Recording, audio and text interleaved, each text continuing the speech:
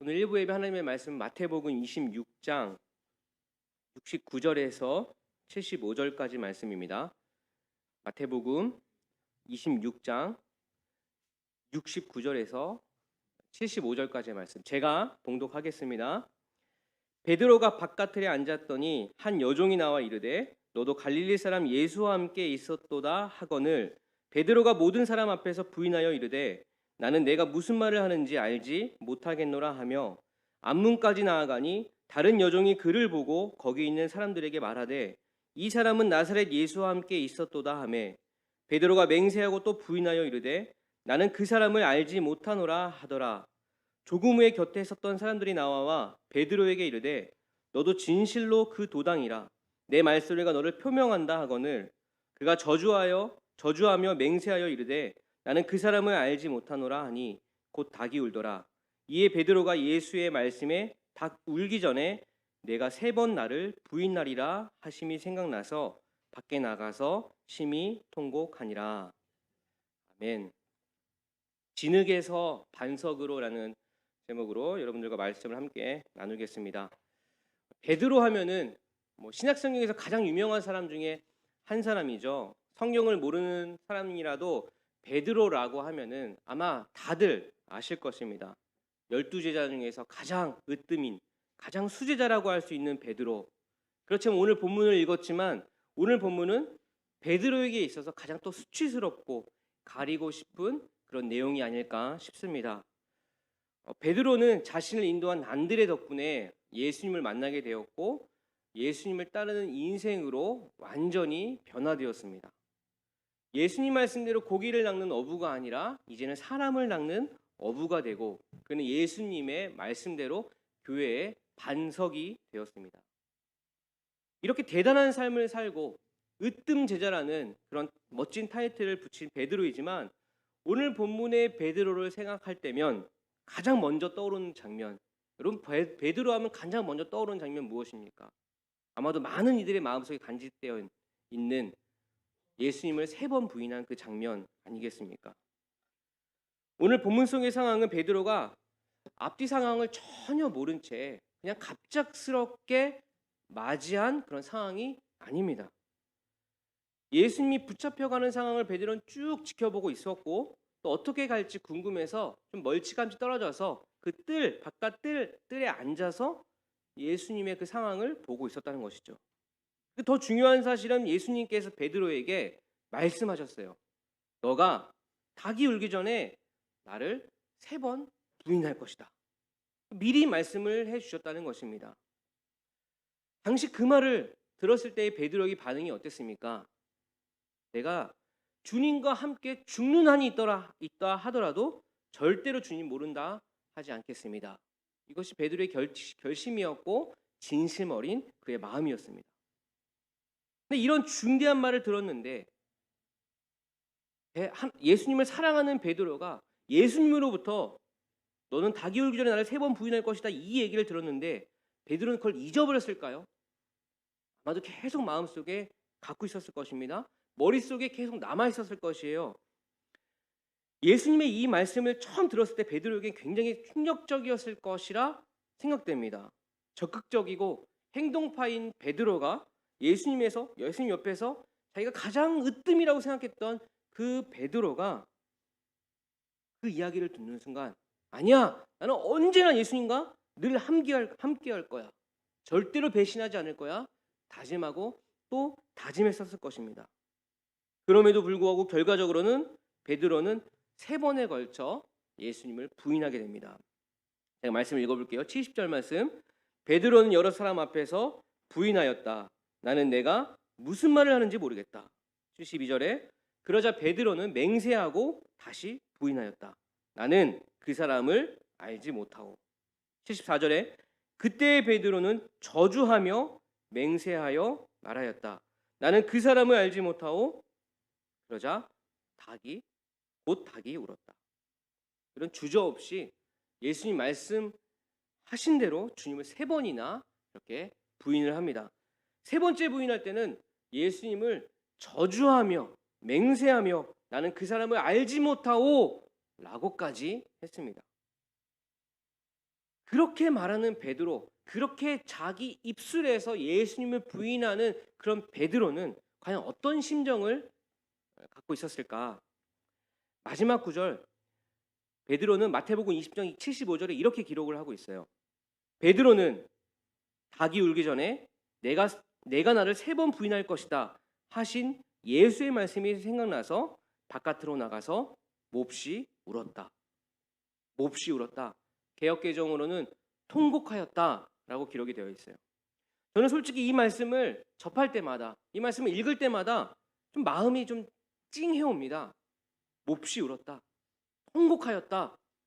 다 큰 장정이 마음이 북받쳐서 밖에 나가서 그냥 펑펑 운 거예요. 꺽꺽 대면서 그렇게 운 것입니다. 왜요? 그런 말을 한 자신이 너무나 싫었기 때문입니다. 예수님을 눈으로 보고 듣고 늘 함께하여서 그분이 하나님이란 사실을 확신하고 있었던 베드로인데, 그 불과 며칠 전까지만 해도 예수님께서 직접 말씀하시기를 너는 나를 부인할 거야, 넌 나를 3번 부인할 거야 라고 그 이야기를 들었으면서 베드로는 얼마나 다짐하고 또 다짐했을까요? 내 절대로 예수님 배신하지 않으리라. 베드로는 예전에 이런 신앙의 고백도 하였습니다. 주는 그리스도시요 살아계신 하나님의 아들이시니다. 이런 고백을 들은 예수님은요 기뻐하셨어요. 베드로의 고백을 들으시고 예수님은 시몬아 내가 복이 있도다. 이를 내게 알게 한 이는 혈육이 아니요 하늘에 계신 내 아버지시니라. 당시 베드로가 그렇게 고백한 것에 대해서 예수님 기뻐하셨어요. 왜냐하면 그가 진심이라는 걸 예수님 아셨기 때문입니다. 그가 거짓 없이 그냥 대충 생각나서 멋진 말이기 때문에 했던 것이 아니라 진심으로 그가 그를 믿고 있기 때문에 그런 말 했다는 것을 아시고 주님은 기뻐하셨어요. 그런데 그렇게 기쁜 고백의 기억이 있었던 베드로가 순간의 상황에 그만 겁에 질려서 입에 거품을 물으면서 예수님을 저주까지 하면서 그분을 모른 채 하고 있는 것입니다. 순간 겁에 질려서 그렇게 말은 하고 있지만 그렇게 말하고 있는 자신이 얼마나 싫었을까요? 얼마나 미웠을까요? 얼마나 비참했을까? 이런 생각을 해보게 됩니다. 그 장면을 묵상하면 할수록 그 안에 제 모습이 오버랩 되어서요. 제 마음도 그렇습니다. 여러분 어떠신가요? 예수님 사랑합니다. 그래서 때로는 결단도 했을 것입니다. 때로는 헌신도 했고요. 고백도 했을 것입니다. 그런데 한편으로는 우리가 여전히 부딪히고 있는 그 삶의 현장 가운데 그 삶 속에서 두렵고 걱정되고 근심으로 쌓인 나의 생각, 나의 눈앞에 펼쳐진 그 현상 등으로 예수님을 얼마나 부정했는지, 얼마나 모른 척했는지 그런 순간들이 많지 않으셨습니까? 예수님 모릅니다. 예수님 나랑 관계 없습니다. 라고 우리가 입술로 말한 적은 없을지라도 우리의 행동으로, 우리의 생각으로 예수님과 상관없는, 예수님이 마치 없는 듯 했던 것들이 얼마나 많이 있었습니까? 이렇게 하려고 했던 것이 아닌데 하고 생각하는 그 모습에 반복될 때가 있습니다. 그렇게 예수님을 부인했던 베드로가, 그것도 3번이나 부인했던 베드로가 갑자기 뒤뜰에 가서 그가 통곡을 하기 시작합니다. 왜 그렇게 통곡을 했을까요? 다른 이유가 없어요. 그는 정말로 부인은 했지만, 예수님을 모른다고 부인은 했지만 예수님을 사랑하는 것은 변함이 없었기 때문이에요. 예수님을 사랑한 것이 거짓이 아니었기 때문입니다.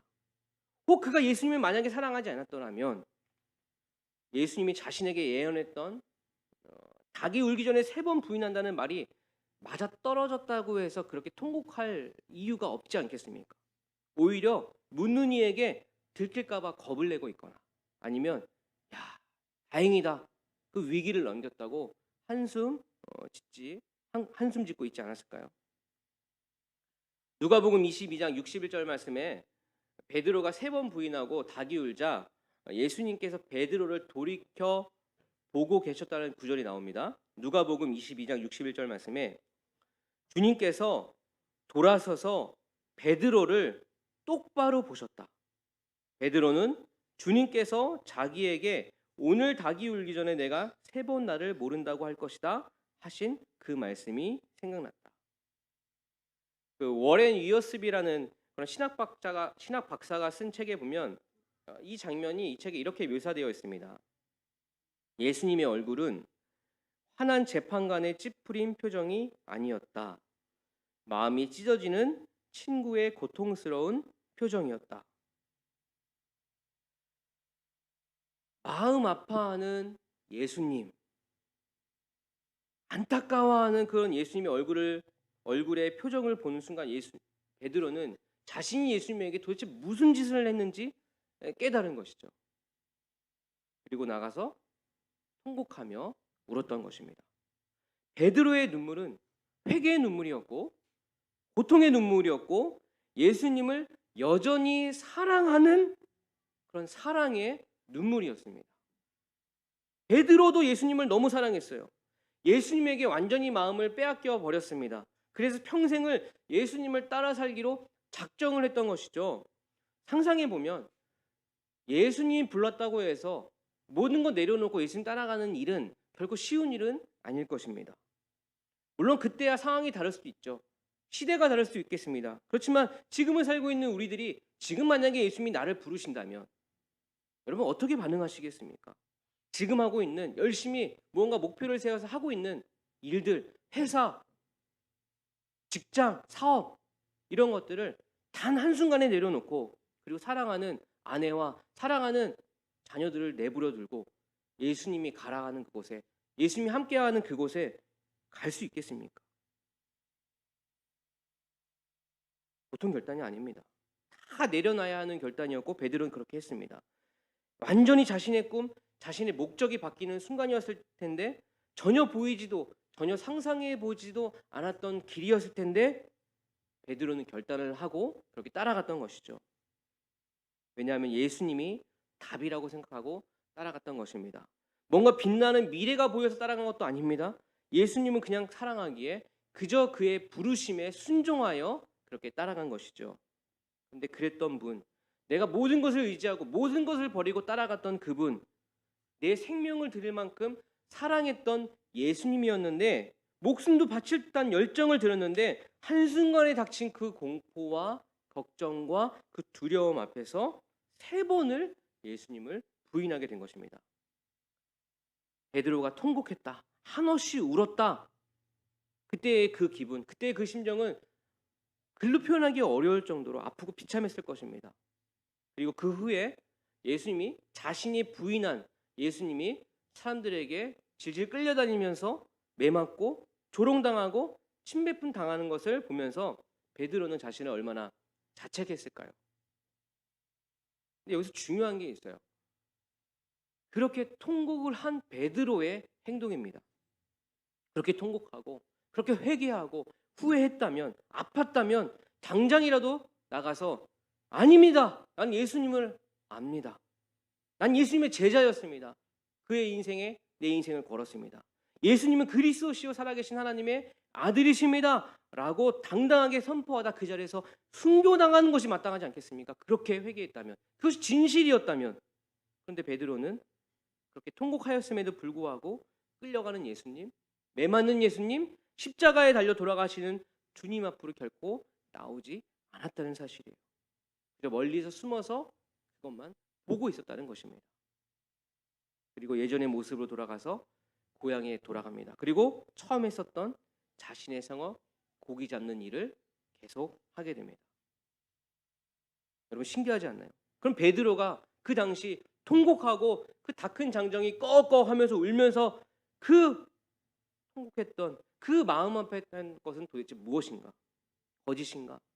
당시 그냥 그 감정이었나?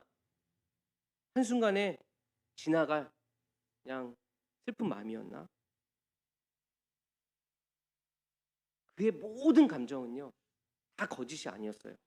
베드로가 통곡했던 건 예수님을 주는 그리스도시요 살아계신 하나님의 아들이십니다 라고 고백했던 것, 그리고 했던 일을 다 멈춰놓고 예수님을 따라갔던 그 순간 이 모든 것이 베드로의 다 진실이었다는 거예요. 그게 베드로였다는 것입니다.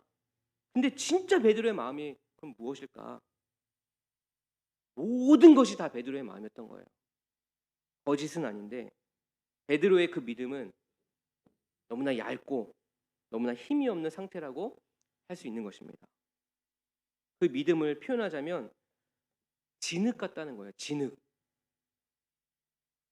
진흙도 흙입니다. 근데 힘이 없는 흙이에요. 무언가 만들 수 없는, 너무나 말랑말랑거려서 뭔가 형태를 만들 수 있는 그런 흙이 아니라 쉽게 무너져 버리고, 여기 찌르면 여기 들어가고 저기 찌르면 저기 들어가는 그런 흙이란 것입니다. 그 일이 있은 후에 베드로는 고향에 돌아가 다시 고기잡이를 합니다. 어느 날 고기를 잡는데 고기가 도무지 잡히지 않는 거예요. 그래서 이렇게 고민을 하고 있는데 어떤 사람이 다가와서, 예수님이죠, 그물을 오른편에 던져라라고 말합니다. 그래서 그물을 오른편에 던졌어요. 베드로는요, 그렇게 예수님 사랑했지만 예수님이 직접 와서 오른편에 그물 던져라라고 할 때까지도 예수님이 찾아왔는지를 눈치를 채지 못하고 있어요. 그냥 또 현실에 적응해서 살고 있는 것이죠. 먹고는 살아야 하기 때문에, 생계는 유지해야 되기 때문에 그냥 예전에 하던 그대로로 살고 있습니다. 지금 우리의 모습과 비슷한 부분이 있는 것 같아요. 우리의 삶에서 예수님을 잠시 잃어버렸거나 잠시 잊어버렸거나 그랬을 때 우리의 모습, 예전의 모습으로 그냥 돌아갑니다. 영적으로 좀 둔감해진 그런 모습으로 살게 되고요. 여전히 그 안에도 닥쳐오는 문제들이 있습니다. 그래서 그 닥친 문제를 해결하는 것에 급급해지는 삶으로 자연스럽게 예전의 삶에 적응해서 또 살게 되는 것이죠. 그런데 그 순간 누군가 나타나서 오른편에 그물을 던지라고 할 때 그때 고기가 아주 많이 잡히자 제자 중에 한 사람이 주님이시다라고 소리를 지릅니다.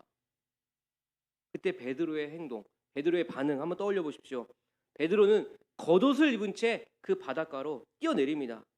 다른 지들 서서 멀뚱멀뚱 쳐다보고 있는데 베드로는 주님이시다는 그 소리를 들은 동시에 바다로 뛰어들었습니다. 베드로의 옛 기억이 되살아난 것이죠. 베드로가 얼마나 예수님을 사랑했는지 떠오르는 장면이에요. 중요한 것은 예수님은 일상으로 돌아간 베드로를 또 찾아주셨다는 거예요. 베드로가 예수님을 떠났지만 예수님은 늘 베드로와 함께 있었다는 것입니다. 예수님은 한순간도 베드로를 잊은 적이 없어요. 베드로는 예수님에게 있어서 99마리를 놓고도 또 한 마리를 반드시 찾아내야만 하는 한 마리의 잃어버린 양이 되었던 것이죠. 예수님은 베드로가 자기를 3번 부인할 줄 알고 계셨어요. 부인할 것 알면서 처음부터 그를 찾으시고 그를 부르셨던 것입니다. 그를 제자로 삼아 주신 거예요. 여러분, 우리 중에 사업하시는 분들도 계시죠. 사업하시는 분들, 회사를 경영하는 사장이라면 누군가를 채용할 때 여러분 어떻습니까? 어떤 직원 뽑을까요? 범죄 이력이 있거나 아니면 배신할 만한 소지가 있는 이력을 가진 사람이라면 여러분, 사장님이라면 그거 뽑겠습니까? 그분을? 누구라도 나의 회사에 도움이 될 만한 사람, 끝까지 갈 만한 사람, 나에게 유익이 되고 회사에 유익이 되고 신뢰할 만한 그 사람 뽑지 않겠습니까? 근데 예수님은 처음부터 베드로를 알고 부르셨다는 거예요. 베드로의 약함을 알지만 부르셨습니다. 왜요? 예수님은 회사의 사장이 아니기 때문입니다. 직원을 채용하기 위해 어떤 유익을 얻기 위해 베드로를 부르신 것이 아니기 때문이에요. 예수님이 베드로를 부르신 이유, 그에게 사랑을 부어주시기 위해 부르셨어요. 사랑하기 위해 부르셨어요. 그의 사랑의 특징은 변함이 없는 사랑이고 연약함을 강하게 만들어내는 그런 사랑입니다. 그 사랑을 부어주시기 위해 부른 거예요. 그가 진흙과 같은 아무 쓸데없는 그런 무른 흙에서 단단한 반석으로 변화시키기 위해 예수님은 그를 직접 부르신 것입니다. 시몬을 부르신 거예요. 시몬. 그리고 베드로라는 반석이라는 그런 별명을 붙여주셨습니다. 베드로의 이름 원래 시몬이죠. 듣는 사람이란 뜻을 가진 이름입니다. 그런 베드로에게 반석이라는 뜻의 베드로라는 이름을 붙여주신 주님. 예수님의 사랑은 우리를 온전케 만들어가는 그런 특징이 있는 사랑입니다. 그리고 예수님은 그 일을 하시려고 우리를 선택하시고 우리를 사랑해 주셨어요. 몇 달 전에 일본에 장모님이 오셨어요. 장모님 이제 모시고 어떤 정원을 갔는데 거기에 이렇게 꽃들이 많이 모여 있었습니다. 근데 산책을 하다가 이 장모님이 이, 이 싹이 이렇게 뿌리채 길에 떨어진 이렇게 뭐 하나를 주워서 집에 갖고 오셨어요. 이게 제가 볼 때는 이게 마늘처럼 생겼더라고요. 한번 본 적도 없는 그 마늘처럼 생긴 것이 아주 작은 이런 파란 이런 싹이 조금 나 있지만 다 말라 있는 그런 거였습니다. 근데 장모님 그걸 주셔오셔가지고 백인샵에서 화분을 사고 거기에 이제 흙을 사서 심어놓고 한국을 가셨어요. 그리고 이제 가시면서 하시는 말씀이 물 잘 주라고, 그리고 꽃이 피면 애들 보여주라고, 이렇게 하고 가셨습니다. 사실 이게 너무 말라서 이게 살아서 뭐 싹을 틔울 것인가? 저는 진짜 1도 기대 안 했어요. 그냥 뭐 하길래 그냥 왔다 갔다 보기만 했어요. 근데 물을 주고, 물 주는 것도 아내가 줬죠. 물 주고 뭐라 말 걸어주고, 애들 나와서 말 걸라고 하고, 그런 싹이었는데 놀랍게도 1월에 심었는데요. 얼마 전에 화분에서 3월이 이제 꽃대가 이렇게 올라오는 거예요. 올라오더니 지금은 아주 작은 보라색 꽃 3송이가 피어 있습니다. 너무너무 놀랍고 기뻤습니다. 알고 보니 제가 그걸 페이스북에 올렸어요. 너무 신기해서. 근데 누가 이름 알려주더라고요. 히아신스라는 꽃이라고. 그냥 두었으면 누가 밟았는데 심어주고 물을 주고 말을 걸어주니까 싹이 나기 시작하더니 꽃을 피워버렸어요. 너무나 놀랐습니다. 예수님은 냅두면 죽을 수밖에 없는 우리를 불러주셨어요. 그리고 이름을 붙여주셨고 말을 걸어주셨어요. 너무나 쓸모없고 약한 우리에게 사랑을 부어주셨어요. 쓸모있는 자로 반석으로 세우기 위해 우리를 불러주시고 우리에게 사랑을 부어주신 것입니다. 베드로의 연약함을 보면 제 자신의 연약함이 고스란히 보입니다. 제가 어제 소그룹 모임 때 이렇게 고백을 했어요. 제가 일주일 동안 살았던 걸 고백을 하는데 일하고 싶지 않았, 사람 만나고 싶지 않았던 그런 한 주였어요. 부끄럽지만 고백을 했습니다. 그렇지만 제 인생 가운데요, 어느 한때는 뜨겁게 기도했고 결단했고 헌신했고 목숨도 아깝지 않는다는 그 심정으로 주님께 기도했어요. 제가 아내를 만나서 결혼하기 전에 교제를 하면서 제가 아내에게 이런 이야기를 했어요. 저는 결혼하고 나서 순교할 거예요. 아내 표정이요, 저는 기쁘게 받아줄 줄 알았거든요. 아내 전도사니까. 근데 보더니 이상하게 저를 쳐다보더라고요. 그럼 결혼하지 말든가라는 표정이었어요. 총각 때 순교하든가, 왜 결혼을 해서 순교하려고 그러지? 결혼하지도 않았는데. 그런 마음이 있었단 말이에요. 그렇게 헌신했단 말이에요. 그리고 주님 앞에 사랑하겠다는 표현 정말 많이 했습니다. 주님 사랑합니다. 내가 정말 주님 사랑합니다. 그런데 정말 아무것도 아닌 것에요, 제 마음이 흔들릴 때가 너무나 많은 거예요. 한두 번이 아닙니다. 다시 일상으로 돌아가고 싶을 때가, 처음 일본에 와갖고 그냥 청년으로 내 마음대로 살고 싶을 때, 그때 주머니에 돈이 있었던 그때로 돌아가고 싶을 때가요, 살면서 종종 있었어요. 좀 편하게 살면 안 되는가? 좀 이런 고민을 하지 않으면 안 되는가? 그렇게 살다 보니 예수님 말씀해 주셔도 눈치 못 챌 때가 한두 번이 아니었습니다. 어떻게 흔들려도 이렇게 흔들릴 수 있나? 이런 생각을 해보게 되었어요. 비참할 때가 한두 번이 아니었어요. 이렇게 은혜를 부어주셨는데, 이렇게 하나님이 인도해 주셨는데 어떻게 그거 내가 잊어버리고 내가 지금 이럴 수 있지? 내가 지금 이거 별것도 아닌 것에 내 감정을 다스리지 못하고 이렇게 침체된 마음을 가지고 있을까? 이런 고민 때문에 제가 비참해졌어요. 그런 모습 볼 때마다 하나도 안 변했던 것 같은 그런 느낌을 받습니다. 그런데 시간이 지나서 뒤를 좀 돌아보니까 나도 모르게 처음 그 아주 어디에도 쓸데없는 그 진흙보다는 조금 더 단단한 느낌이 듭니다. 제가 예전에 제대를 하고 나서 우리 동기들하고 우리 전역한 친구들하고 많이 모임을 가졌어요. 너무나 좋은 추억을 가졌기 때문에. 그래서 이게 다음 카페를 만들었습니다. 제가 다음 카페 그러니까 어떤 분이 진짜 여기 있는 오프라인 카페를 생각해서 이렇게 말씀하시는데, 다음 카페를 만들어 인터넷 카페를 만들어서 거기서 막 이야기를 했는데, 제가 어느 한 날 어떤 친구 굉장히 보고 싶은 거예요. 근데 연락할 길이 없어서 제가 그 카페에 들어갔습니다. 오랜만에. 그래서 쭉 이렇게 찾아봤어요. 근데 딱 보다가 엄청 저질스러운 문장을 하나 봤어요. 이게 무슨 문장이냐면, 딱 앞에 우리 한국 사람들이 자주 쓰는 그 욕을 하나 딱 쓰면서 소주도 아니고 쇠주나 한 잔 먹자도 아니야. 쇠주나 한 잔 빨자.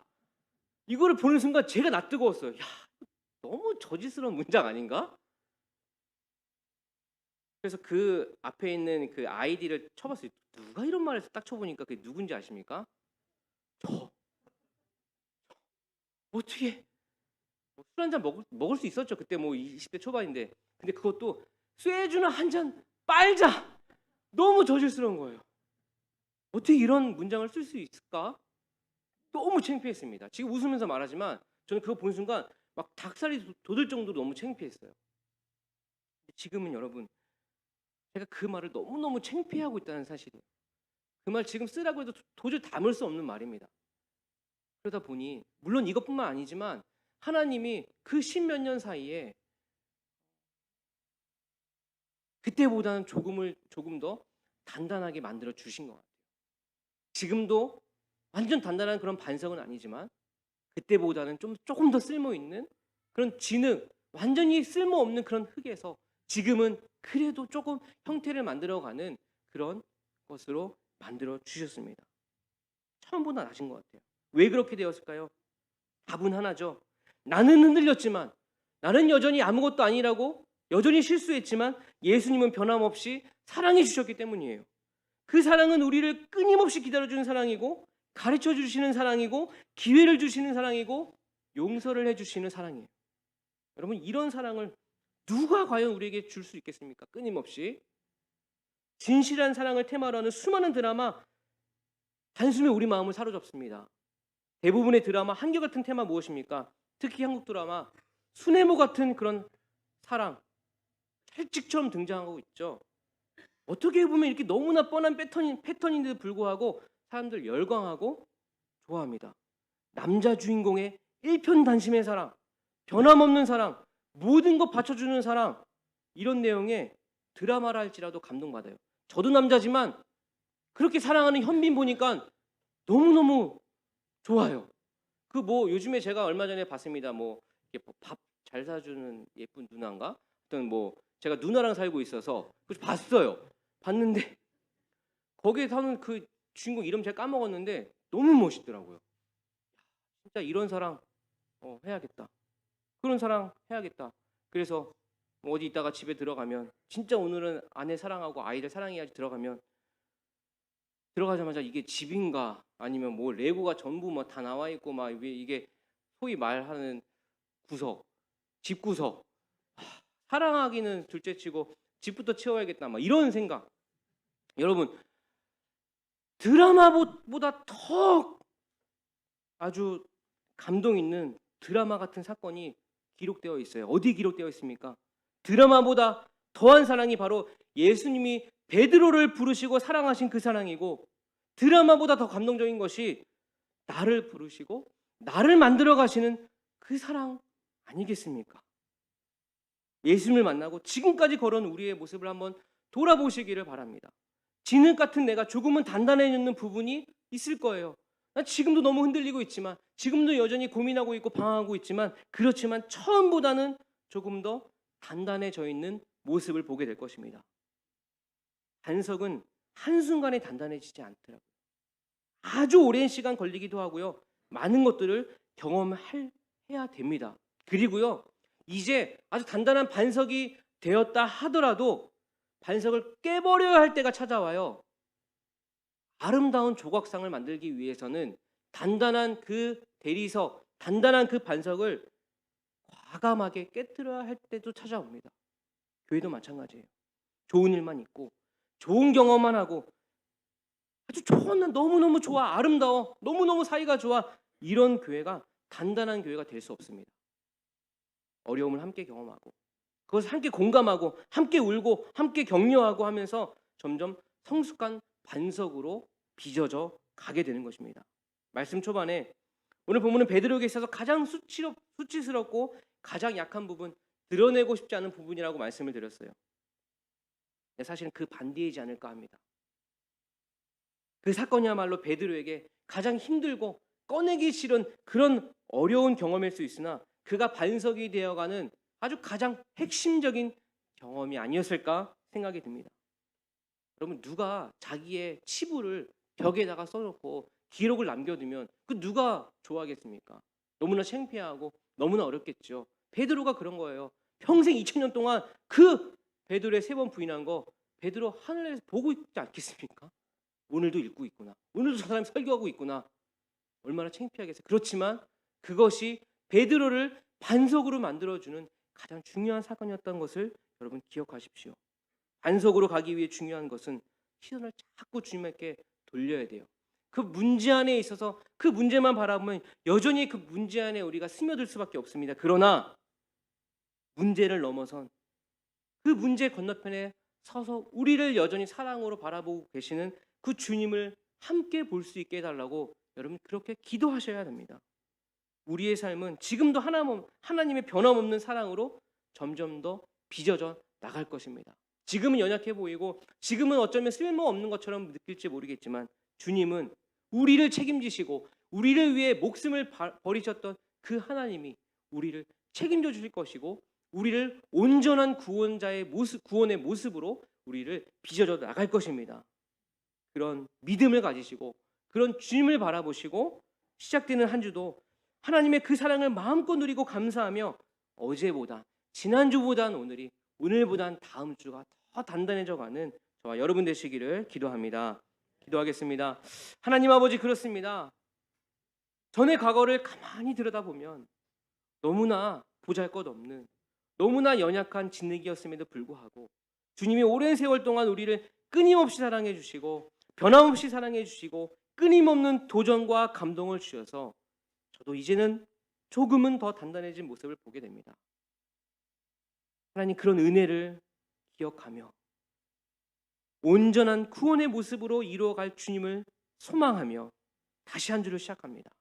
하나님, 또한 여러 가지 일이 있을 것입니다. 여전히 해결되지 않고 여전히 문제 안에 있는 우리들입니다. 하지만 그 문제 밖에서 우리를 여전히 사랑하시고 여전히 기억해 주시고 여전히 찾아와 주시는 주님을 바라보며 주님 붙잡아 나아갈 수 있도록 인도하여 주시옵소서. 감사드리며 예수님의 이름으로 기도합니다. 아멘.